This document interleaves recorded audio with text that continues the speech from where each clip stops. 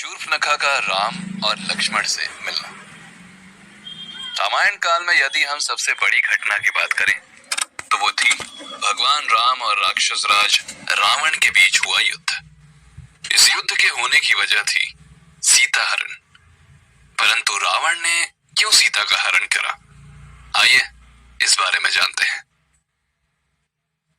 रामायण काल में जब भगवान राम, माता सीता और छोटे भाई लक्ष्मण जी वनवास काट रहे थे तो वे वन में एक स्थान से दूसरे स्थान पर भटकते हुए ऋषि मुनियों की सेवा और सहायता करते थे और साथ ही साथ उनकी पूजा अर्चना और तपस्या को भंग करने वाले राक्षसों को दंडित करते थे।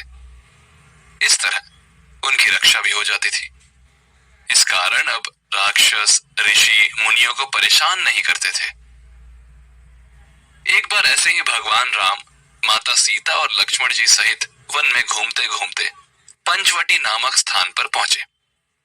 यह स्थान उन्हें बहुत ही सुंदर लगा और उन्होंने वनवास के अंतिम वर्षों में यहीं रहने का निश्चय किया। उन्होंने पंचवटी में गोदावरी नदी के तट पर अपने लिए एक छोटी सी कुटिया बनाई और फिर वहीं समय व्यतीत करने लगे।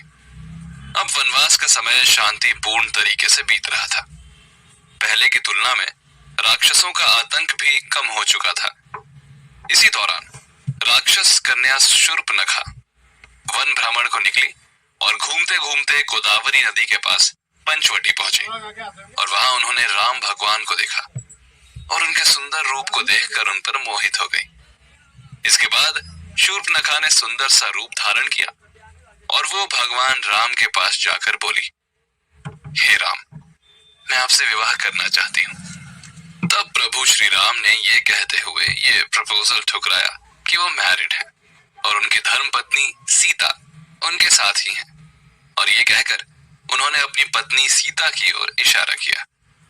तब उन्होंने लक्ष्मण जी के साथ मजाक करने के मूड से शूर्पणखा से कहा कि मेरा एक छोटा भाई है, वो भी मेरी तरह ही सुंदर रूप और शरीर रखता है और जो वन में अकेला भी है, तो आप उनके पास अपना प्रेम पूर्ण विवाह प्रस्ताव ले जाएं, आपकी मनोकामना पूर्ण हो जाएगी।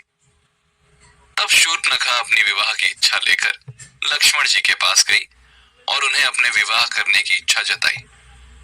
तो लक्ष्मण जी ने उनका मजाक उड़ाते हुए कहा कि मैं तो अपने भैया और भाभी का दास हूं और अगर तुम मुझसे विवाह करोगी तो तुम्हें भी उनकी दासी बनकर रहना होगा। शूर्पणखा ने इसे अपना अपमान माना और ये सोचकर माता सीता पर हमला कर दिया कि अगर सीता की मृत्यु हो गई तो राम मुझसे विवाह करने के लिए तैयार हो जाएंगे। तब लक्ष्मण जी ने क्रोध में आकर शूर्पणखा पर प्रहार किया और अपनी तलवार से उसकी नाक काट दी।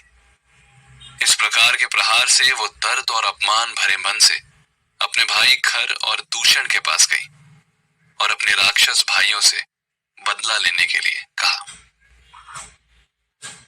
तब खर और दूषण ने राम और लक्ष्मण पर हमला किया, परंतु दोनों ही राम और लक्ष्मण द्वारा मारे गए। खर और दूषण की मृत्यु के बाद शूर्पणखा और भी ज्यादा अपमानित महसूस करने लगी और पहले से भी ज्यादा क्रोध से भर गई। इस कारण वो राक्षसों के राजा और अपने बड़े भाई लंकापति रावण के पास गई और रावण रावण कहकर इस प्रकार कराहती और चीखती हुई अपनी कथा सुनाई।